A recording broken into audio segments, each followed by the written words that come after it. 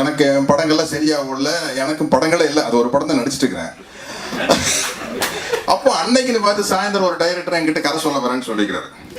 அப்போ நான் இவர்கிட்ட ரொம்ப பந்தா பண்ணிக்கிறேன் அண்ணன்கிட்ட. அது நம்ம தம்பி சீமான் தான் டைரக்டர். சீமான் கொஞ்சம் சீக்கிரம் விட்டுருங்க, நான் சாயந்தரம் இந்த பார்க்கறக்கு ஒரு டைரக்டர் வராரு, கதை கேட்கணும் சும்மா. அதாவது நம்மளுக்கு படமே இல்லாத நேரத்தில் ஒரு ஆள் வந்திருக்கிறா அப்படின்ட்டு கவுண்டம் பண்ணி சத்யராஜ் எப்படி இருந்தாலும் அந்த கதையை நீங்க வேண்டான்னு சொல்ல போறது இல்லை.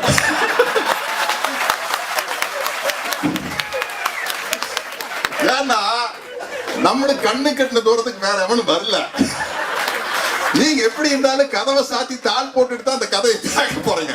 ஏன்னா அவன் எந்திரிச்சு போயிட்டான்னு வச்சுங்களேன், நம்மளுக்கு வேற படம் இல்லை. அதனால எதுக்கு இவ்வளவு பில்டப் போட்டு சிரிப்பு தாங்க முடியல. சிரிச்சிட்டே இருக்கல அசிஸ்டன்ட் டைரக்டர் வந்து ஷார்ட் ரெடி அப்படின்னாரு. வர முடியாது பாப்பா சார், ஷார்ட் ரெடி சார். வர முடியாதியா, இருக்கிறது ஒரே கூட இதை நடிச்சு தீர்த்தோம்னா அடுத்து நாங்க எங்க போறது? நாங்க நிறுத்தி நிதானம் பார்த்தா ஷார்ட்டுக்கு வருவோம், அவ்வளவு சீக்கிரம் வந்துட முடியாது.